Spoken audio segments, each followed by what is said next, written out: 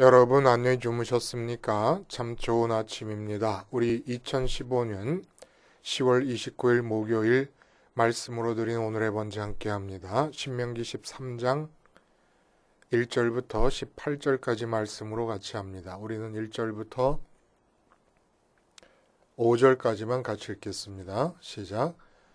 너희 중에 선지자나 꿈꾸는 자가 일어나서 이적과 기사를 네게 보이고 그가 네게 말한 그 이적과 기사가 이루어지고 너희가 알지 못하던 다른 신들을 우리가 따라 섬기자고 말할지라도 너는 그 선지자나 꿈꾸는 자의 말을 청종하지 말라. 이는 너희의 하나님 여호와께서 너희가 마음을 다하고 뜻을 다하여 너희의 하나님 여호와를 사랑하는 여부를 알려하사 너희를 시험하심이니라. 너희는 너희의 하나님 여호와를 따르며 그를 경외하며 그의 명령을 지키며 그의 목소리를 청종하며 그를 섬기며 그를 의지하며 그런 선지자나 꿈꾸는 자는 죽이라. 이는 그가 너희에게 너희를 애굽 땅에서 인도하여 내며 종되었던 집에서 속량하신 너희의 하나님 여호와를 배반하게 하려 하며 너희의 하나님 여호와께서 네게 행하라 명령하신 도에서 너를 꿰어내려고 말하였음이라. 너는 이같이 하여 너희 중에서 악을 제할지니라.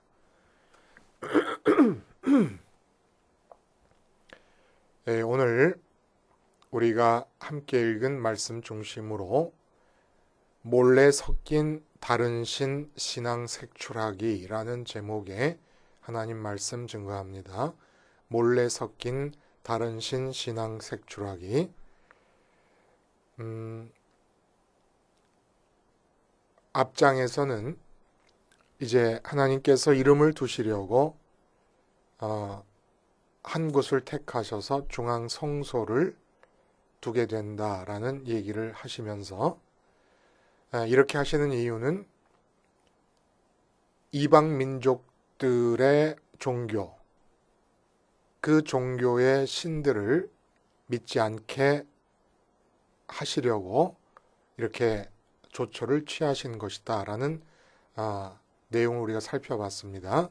근데 오늘 본문은 다른 종교의 신이 유입되는 것이 아니라 선민 안에서 자생적으로 생겨나는 다른 신 섬기기에 대해서 경고를 해주고 계시는 내용입니다. 우리가 공산당이다 그럴 때 공산당의 사상을 먼저 접한 자들이 들어와서 그 사상을 퍼뜨려서 공산주의가 되는 곳이 있고 민주주의 사회, 자본주의 사회 안에서 자생하는 공산주의가 있게 됩니다. 공산주의에 의해서 점령당해서 공산주의가 되는 게 아니라 그런 것과 마찬가지로 선민 안에서 자생하는 다른 신 섬기기가 있게 된다는 얘기예요. 근데 그게 몰래 섞여 있는 다른 신 섬기기, 다른 신 신앙이라고 말할 수 있는 이유는 잘못됐음을 가리는 요소들이 다 있다는 거예요. 다. 이것이 잘못되었다는 것을 사람들이 깨닫지 못하도록 잘못됨이 이렇게 가려지는 그런 요소들을 다 띄고 나타난다는 겁니다. 그 내용을 세 가지로 얘기하고 있어요. 오늘 본문에서는 어떤 내용들이냐면 먼저 선지자와 꿈꾸는 자가 나타나서 이적과 기사를 행하게 될 것이다. 그리고 그들이 다른 신을 섬기자고 할 것이다. 뭐 다른 신을 섬기자고 그러는데 이게 몰래 하는 거라고 말할 수가 없지 않겠습니까? 근데 왜 몰래 하게 되는 거냐? 이 사람이 잘못됐다고 하는 것이 왜 확연하게 드러나지 않느냐? 이 이적과 기사를 행하니까. 이건 무슨 얘기냐면 그러한 선지자나 그러한 꿈꾸는 자에 대한 경고라기보다는 우리 선민들에 대한 경고입니다. 너희가 이적과 기사를 마음으로 좋아하면 그래서 이적과 기사를 행하는 꿈꾸는 자와 선지자를 하나님이 반드시 보내실 것이다. 마음과 뜻과 힘을 다해 하나님을 좋아하는지를 알아내시려고 시험하시는 것이다. 라는 얘기예요. 그러니까 이적과 기사, 기적이 일어나는 것을 좋아하는 그런 마음은 하나님을 마음과 뜻과 힘을 다해 사랑하는 것이 아니게 돼버리고, 그렇게 좋아하는 마음이 있으면 분명히 거짓된 선지자나 영적 지도자들이 나타나서 앞에서 지금 거들먹거리고 있는데 그걸 못 가려낼 거라 이겁니다. 왜냐하면 기적을 좋아하니까. 내가 좋아하는 것에 의해서 가려져 버리고 마는 거예요. 그러니까 세상에 기적을 행하는 거짓 선지자가 존재하는 이유는 우리가 기적을 좋아하기 때문에. 그래서 그 하나님보다 기적을 더 좋아하는 거짓된 선민들을 가려내시려고 하나님께서 거짓 선지자들을 보낸다는 거예요. 꿈꾸는 자와 선지자라는 것은 영적 세계를 관계하는 자다라고 하는 뜻이 되겠습니다. 영적 세계를. 영적 세계를 관계하면서 다른 신을 섬기도록 인도한다는 거예요. 그리고 두 번째 경우는 우리가 읽지 않은 부분에 아무리 친밀한 관계라도 다른 신을 섬기자고 말하면 죽여버려라. 친밀한 관계가 어느 정도의 친밀한 관계냐면 동복 형제, 내 자녀, 그리고 내 품의 아내, 그리고 생명을 같이 나누는 친구. 이건 뭐 대단한 친밀한 관계 아닙니까? 세상에서 가장 친밀한 관계의 대표의 대표. 근데 이들이 내가 품에 안은 아내가 다른 신을 섬기자고 말하면 사람들 다 모아놓고 내가 먼저 손을 대면서 죽여버리라는 얘기입니다. 끔찍하지 않아요? 그리고 동복 형제라도 다른 신을 섬기자고 말하면 내가 먼저 손을 대서 사람들 앞에서 그 애를 향해 돌을 치고 다른 사람들이 돌로 쳐 죽이라는 얘기입니다. 심지어 내 자녀까지도 자녀가 어디서 못돼 먹은 소리를 듣고 와가지고는 다른 신을 섬기는 것도 괜찮겠다고 얘기하면 죽여버리라는 얘기입니다. 근데 이것도 몰래 있는, 몰래. 왜 몰래일 수가 있느냐? 왜 그들의 잘못이 안 보일 수가 있느냐? 친밀감에 가려서. 너무 친하기 때문에 내 살과 같이 귀중하게 친한 존재들이기 때문에 그들의 잘못이 가려져서 안 보일 수가 있습니다. 그래서 몰래 섞여 있다는 얘기를 할 수 있는 거예요. 그리고 셋째 번은 한 성읍이 있는데 그 성읍에 영적인 불량배가 하나 등장을 합니다. 영적 불량배가 등장해가지고 다른 신을 섬기자 그러는데 모든 사람들이 다 그것을 따를 경우에 그 성읍 전체를 다 전멸시켜라. 이 경우는 뭐가 문제가 돼서 이 잘못이 안 보이는 겁니까? 부하내동하는 거예요. 한 성읍에 사는 모든 사람이 다 믿는다는 얘기를 하는 거예요. 다른 신을 따르게 됐다는 얘기입니다. 선민들 중에서. 이건 뭐냐? 내 옆에 이웃이 믿게 되니까. 많은 사람이 글로 따라가니까.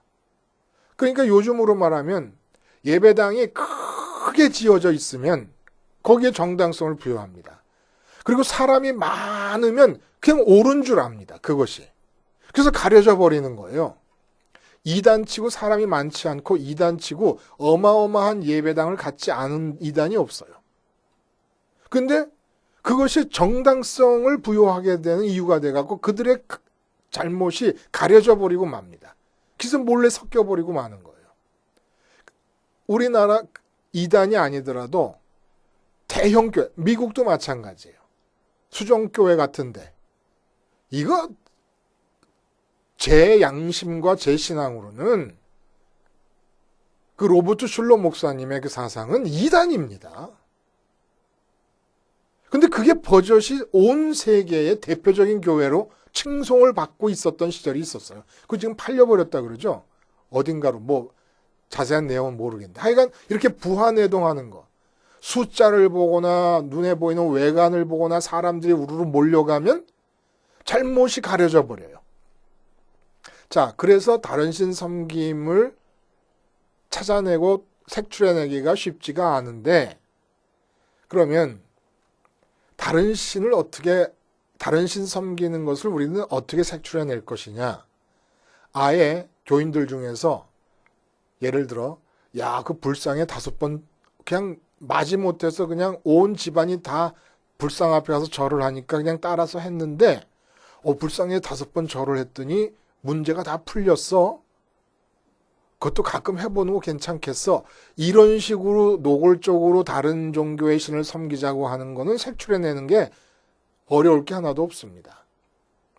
실제로 남북 왕국 시대 때 예루살렘 성전 뜰에 이방 종교의 제단이 만들어지는 경우도 있습니다. 근데 선민 안에서 자생하는 다른 신 섬기기는 이렇게 확연하게 나타나는 아주 보기 드문 경우에만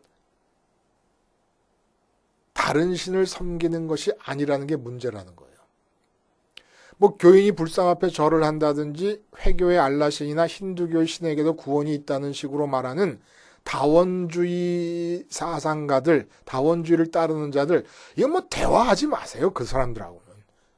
오르니까 그냥 마음에서 끊어내버려요. 도려내버리면 됩니다. 그런 정말 무슨 말도 안 되는 소리를 입에 담는 사람은 상종할 필요가 없는 것이고, 근데 문제는 이런 식으로 나타나는 게 아니라는 거예요. 정통 교단 안에서 삼위일체 하나님을 믿고 예수님이 하나님의 아들임을 믿고 그리고 예수님이 유일한 구원의 길이라는 것을 고집스럽게 주장하는 사람들 사이에서도 다른 신 섬김이 일어난다는 겁니다. 그걸 예수님이 꼬집어내시는 거예요. 예수님이 직접 언급하신 다른 신이 있어요. 사실 예수님은 다른 이방 종교와의 관계를 많이 다루지 않으십니다. 예수님 말씀 속에는 다른 종교의 신을 섬기지 말라라고 하는 말씀이 크게 부각되지 않아요. 그 이유는 주로 선민 자체 내에서의 잘못된 신앙을 문제 삼으셨기 때문에 사실 하나님과의 관계가 온전하고 바르면 다른 이방 종교의 신을 섬기지 말라는 말을 많이 할 필요도 없지요. 그러면 예수님이 언급하신 이 선민인 유대인들 안에서 다른 신의 한 예가 도대체 뭐냐? 선민 안에서 하나님 섬김 대신에 자생적으로 섬기게 될 수 있게 된 다른 신은 예수님이 예를 든 다른 신의 하나는 재물입니다. 재물. 한 사람이 두 주인을 섬기지 못할 것이니 혹 이를 미워하고 저를 사랑하거나 혹 이를 중히 여기고 저를 경히 여김이라 너희가 하나님과 재물을 겸하여 섬기지 못하느니라. 이게 무슨 얘기입니까? 재물을 하나님과 동등하게 놓으시고 말씀을 하시는 거예요. 한마디로 하나님을 섬기는 그 정도의 강도와 그 정도의 열심과 그 정도의 의미 부여를 가지고 재물을 섬긴다는 거예요. 하나님과 재물이 동등할 수는 없죠. 우리가 섬김을 기준으로 볼 때 하나님과 재물이 동등해질 수 있다는 겁니다. 근데 그렇게 하지 못한다는 거예요. 그러니까 재물을 신의 자리에 둔 것을 말씀. 다른 신이 여기서 재물이 되는 겁니다. 그리고 마태복음 19장 23절에는 부자 청년과 얘기를 하시면서 뭐라 그러시냐면 너희에게 말하노니 낙타가 바늘기로 들어가는 것이 부자가 하나님 나라에 들어가는 것보다 쉬우니라. 이 부자 청년은 지금 유대인입니다. 선민이에요. 근데 이 선민에게서 구원받았음의 확증을 지워버리십니다.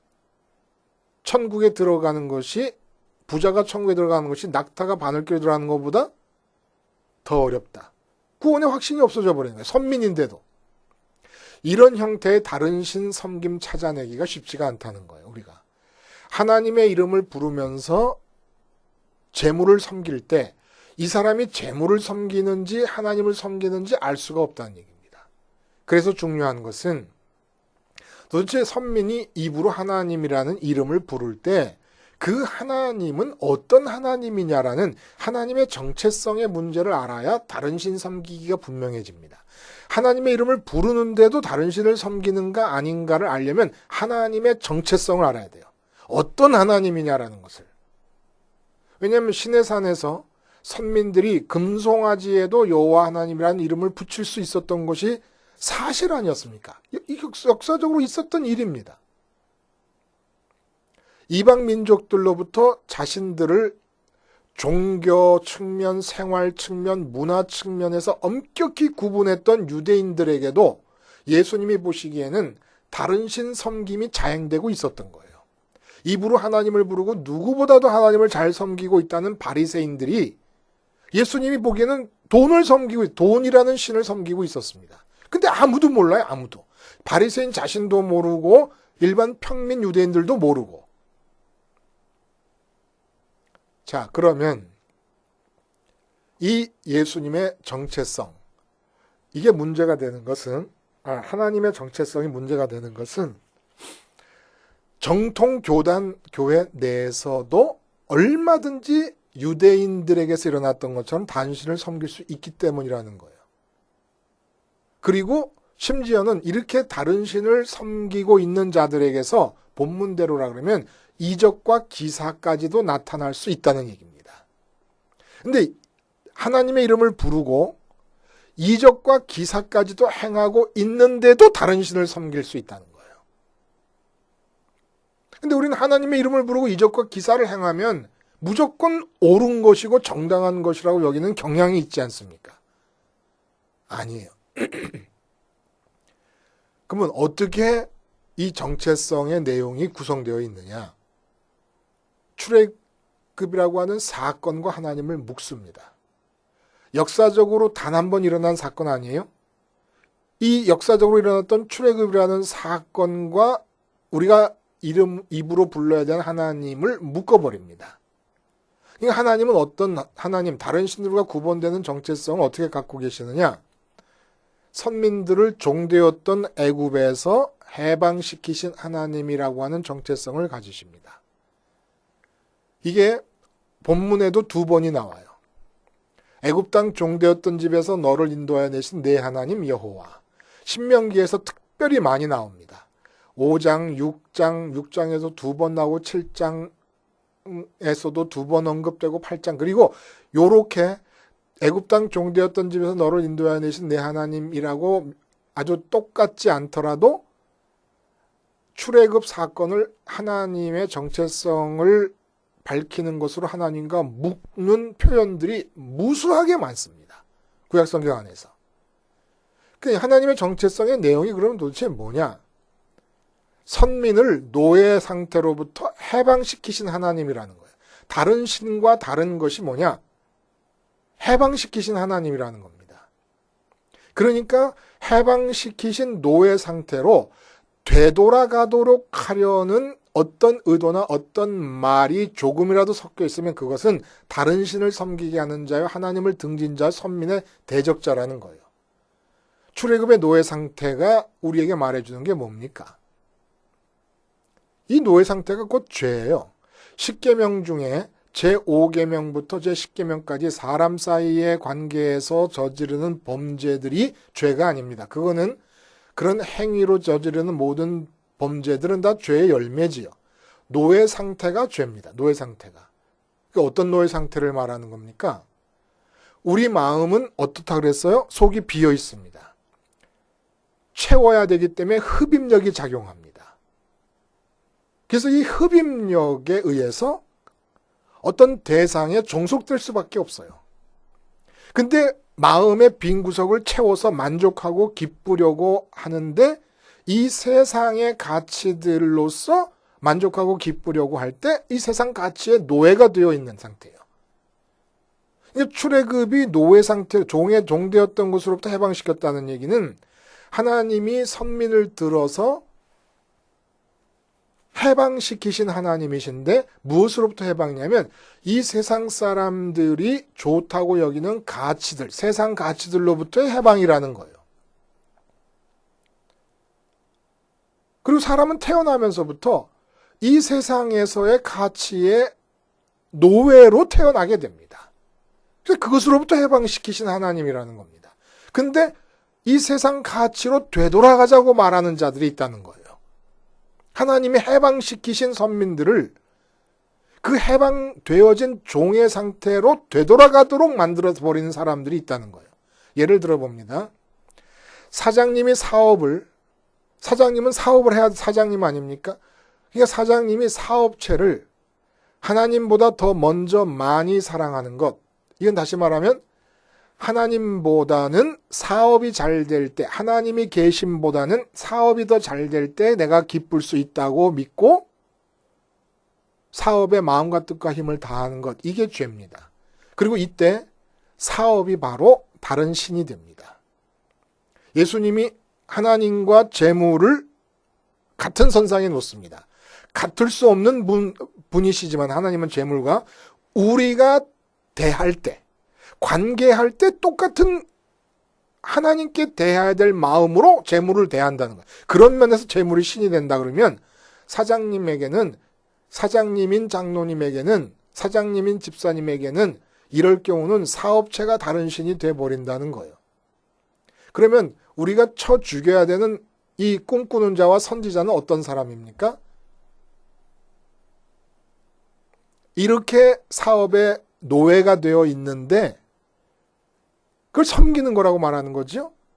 노예가 돼서 섬기고 있는 이 사업체라고 하는 것이 성공할 수 있다고 하나님의 이름을 들어 길을 제시하는 자들. 이건 쳐 죽이라는 얘기입니다. 이단보다 더 무서운 자들이라는 거예요. 또 엄마가 하나님보다 자녀를 더 먼저 많이 사랑하는 경우, 이 자체가 죄입니다. 자녀를 많이 사랑하면 많이 사랑할수록, 먼저 크게 사랑하면 사랑할수록 이게 죄입니다. 그리고 이때 자녀가 바로 다른 신이 됩니다. 하나님이 계심보다는 자녀가 잘 되는 것이 내게 기쁨이 되고 만족이 될 수 있다고 믿기 때문에 다른 신을 섬기는 거예요. 그래서 자녀만 귀하고 부모는 무시하게 되는, 부모를 공경하라는 죄를 범하게 되는 것은, 이거는 죄가 아니라 열매입니다. 근데 여기다 대고 목사님이라고 해서 설교하면서 자녀를 잘 기르는 법을 하나님의 이름을 부르면서 제시하는 그런 선지자, 그런 사람이 기적을 행해도 죽이라는 얘기입니다. 하나님 믿으면 자녀가 잘 된다. 그래서 자녀에 딱 매여서 자녀 잘됨에 노예가 되어 있는 어머니에게 하나님의 이름을 들어서 자녀 잘 되는 길을 제시하는 그런 선지자가 기적을 행했습니다. 안진뱅이가 일어났습니다. 불치병을 낫게 합니다. 그러면서 자녀 잘 되게 되려면 하나님을 섬기라고 얘기합니다. 죽이라는 얘기예요. 목사님이 목회를 하나님보다 더 먼저 많이 사랑하는 상태, 이게 죄입니다. 목회 현장에서 다산과 풍요가 바로 다른 신이 되는 거예요. 그런데 목회를 크게 하시는 목사님이 목회를 적게 하는 목사님들을 모아놓고 어떻게 이 목회를 크게 할 수 있는 길이 가능하냐를 얘기하고 있다 그러면 그 목사님이 기적을 행하더라도 죽이라는 얘기입니다. 피아니스트가 피아노를 하나님보다 더 먼저 많이 사랑하는 것, 이게 죄입니다. 그러니까 피아니스트로서 성공할 수 있는 길을 하나님의 이름을 빌어서 제시하면은 그가 기적을 행하더라도 죽이라는 얘기예요. 이런 면에서 폴 틸리라고 하는 신학자가 종교는 궁극적 관심에 사로잡힌 상태라고 말하는 것은 아주 제한적이지만 옳은 면이 있어요. 궁극적인 관심, 자녀가 궁극적인 관심이면 그게 종교예요. 피아노 치는 것이 궁극적인 관심이면 그게 종교가 됩니다. 내가 사업하는 것이 궁극적인 관심이면 그게 내 종교입니다. 다른 신을 섬기는 거예요. 근데 그런 다른 신을 섬기면서 하나님의 이름을 갖다 붙입니다. 그리고 기적까지 행하도록 하나님께서 허용해 버리십니다. 왜냐하면 많은 자녀라는 다른 신을 섬기고 있는 엄마들이 기적을 행함을 통해서 그 꿈꾸는 자와 선지자, 그 목사를 따라가게 되니까 가짜 선민을 가려내는 겁니다. 여러분, 참 이거 무서운 얘기 아니에요? 선민은 누구냐? 하나님이 이 세상의 가치로부터 해방시켜서 하늘에 계신 하나님으로 기쁨과 만족을 얻게 하려고 선택한 자들이 선민입니다. 그래서 예수님께서 뭐라 그러시냐면은 평안을 너에게 끼치노니 곧 나의 평안을 너에게 주노라. 내가 너에게 주는 것은 세상이 주는 것과 같지 아니하다. 이런 말씀하십니다. 평안이 뭐예요? 내 마음이 만족한 상태를 말해요. 내 마음에 어떤 충만한 연합이 이루어진 거예요. 근데 내 마음에 충만한 연합이 자녀와 이루어지고 사업과 이루어지고 피아노와 이루어지고 돈과 이루어지고 목회의 부흥과 이루어져 있어요. 그래서 제가 어느 목사님께 그런 말씀 드렸어요. 농담 삼아 뭐 또 진담 삼아 만약에 목사님 사모님이 한 이불을 덮고 자는데 자다가 말고 막 낄낄대고 웃어. 그래서 사모님에게 목사님이 물어봐요. 왜 그렇게 웃어? 아니, 오늘 아침에 그 세미나 하신 목사님 너무 멋지지 않아? 너무 훌륭하지 않아? 그리고 그 사람은 아침에 일어나도 얼굴이 환하게 웃고 있어요. 왜 웃어? 그랬더니 아니 난 그 목사님만 생각하면 너무 즐거워. 그럼 어떻게 해야 되느냐고 물어봤더니 쫓아내야지요 그러더라고. 맞아요. 자기하고 같이 있을 때 그렇게 기뻐해보고 그렇게 밝게 웃어본 적이 없는 아내가 다른 남자를 생각하면서 그렇게 기뻐하고 그렇게 만족해해. 그렇게 환하게 웃어. 이미 내 아내가 아닙니다. 하나님 말고 돈으로 그렇게 환하게 웃어. 하나님 말고 내 자녀로 그렇게 환하게 웃어. 이미 선민이 아닙니다. 다른 신이 누구냐? 신의 정의는 나를 웃게 하는 자예요. 나를 만족하게 하는 자예요. 나를 기쁘게 하는 자가 신입니다. 왜? 마음의 지성소에 들여놓는 이름이 그렇게 나를 기쁘게 하고 만족하게 하고 나를 웃게 할 수 있다고 믿기 때문에 그 존재 이름을 들여놓는 것이니까 신이 누구냐? 간단해요. 나를 기쁘게 하는 자, 나를 행복하게 하는 자, 나를 만족하게 하는 자, 그분이 신입니다. 그래서 예수님께서 뭐라 그러시냐면 선민은 이렇게 노예 상태로부터 해방시킨 이 세상의 가치들이 다 신이 될 수 있는 거예요. 신. 그래서 이 세상에 출애굽에서 해방시키셨다는 얘기는 세상의 가치들로부터 해방시키셨다는 얘기고 다른 신들로부터 해방시키셨다는 얘기입니다. 이 이야기를 주님께서 이렇게 하세요. 요한복음 16장에 보면은 이것을 너에게 이르는 것은 너희로 내 안에서 평안을 누리게 하려 함이라. 왜 내 안에서 평안을 누려? 주님 안에 들어가야 하나님을 신으로 섬길 수 있으니까. 내가 입으로 하나님을 부를 때 바로 그 하나님, 해방시키신 하나님을 만날 수 있으니까. 주님이 바로 해방의 역사니까. 그런데 뭐라고 붙이시냐면 평안을 누리게 하려 함이라. 세상에서 너희가 환난을 당하나 담대하라. 내가 세상을 이기었노라. 세상을 이겼다는 얘기는 세상의 가치가 하나도 없어도 기쁠 수 있고 웃을 수 있고 만족할 수 있는 길을 열어놓으셨다는 얘기입니다. 세상을 이겼다는 얘기는. 근데 환난을 당한다 그래요. 환난을 당한다는 게 무슨 말입니까? 사람은 태어나면서부터 마음은 비어 있는데 하나님을 향할 수는 없게끔 유전죄가 유전 형질이 돼서 결정적으로 들어 있습니다. 그러다 보니까 자꾸 이 세상의 가치를 향하게 되는 거예요. 그러니까 환난하면 우리는 박해라든지 무슨 순교만 생각을 하는데 외형적으로 드러나는 박해나 순교뿐만이 환난이 아니라 구박받는 게만이 환난이 아니라 사람은 누구나 다 태어나면서 유전죄 때문에 세상 가치를 끌어들여서 만족하려는 성향이 있는데 세상 가치를 떼내야 되는 것을 환난이라고 말씀하신 겁니다. 한마디로 욥에게서 떨어져 나간 세상 가치들이 있지 않습니까? 다 떨어져 나간 뒤에 귀로 듣던 하나님을 눈으로 본다고 얘기하잖아요. 전격적인 만남이 이루어지는 거 아닙니까? 그러므로 환난이라는 것은 바로 내 마음이 더 이상 세상의 가치에 끌려서 살던 삶에서 돌아선다는 얘기를 말하는 겁니다. 그걸 환난이라고 얘기하신 거예요. 갖고 싶은데 이제 갖지 말아야 되는 것. 그래서 결국 기준이 뭡니까? 다른 신 섬김, 하나님의 이름을 부르고 있고 정통 교단에 섞여 있고 많은 사람이 몰리는 교회에 나가고 있고 그럼에도 불구하고 기적과 이적과 기사까지도 이루어지고 있는 목사님이 설교하는 강단의 교회를 가고 있는데도 다른 신을 섬기는가 안 섬기는가를 가려낼 수 있는 기준이 있다는 거예요. 그게 뭡니까? 사람들의 마음을 구름 위 하늘에 계신 하나님께 가도록 인도하느냐는 거예요. 세상의 가치들이 하나도 없어도 얼마든지 행복할 수 있고 만족할 수 있다고 얘기하고 있느냐는 겁니다. 그래서 이 일을 위해서 사람들의 마음을 구름 위 하나님께로 보내기 위해서 예수님의 십자가를 유일한 길로 제시하면서 십자가로부터 죽음과 부활과 승천까지의 동선을 잊지 않고 빠지지 않고 얘기하고 있느냐 이거예요. 이거는 제 말이 아닙니다. 오직 그리스도와 그리스도께서 십자가에서 죽으신 것만을 전하겠다는 사도 바울의 고백은 이런 모든 모세로부터 시작되어서 내려오는 모든 사상을 다 밑에 깔고 나오는 고백이에요.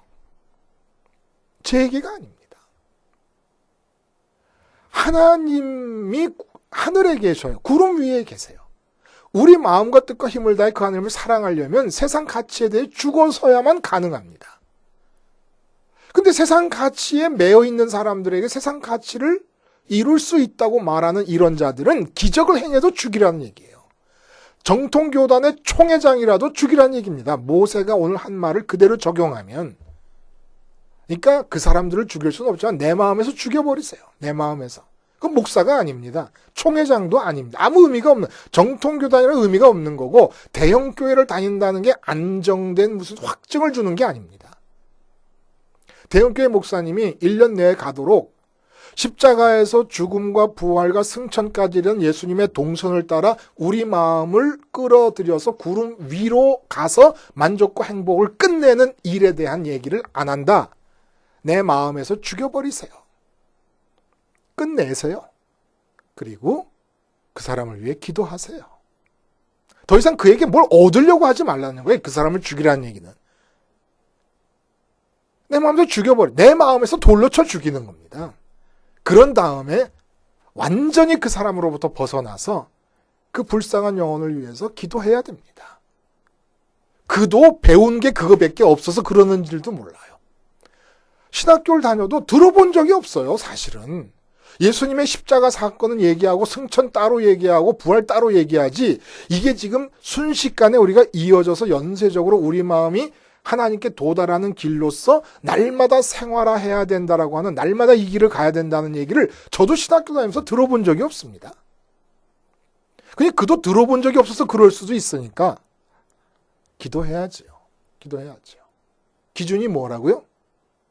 구름 위에 계신, 이 땅이 아닌, 이 세상이 아닌 구름 위에 계신 하나님으로 만족과 행복의 문제를 끝내자고 결단을 내는 겁니다.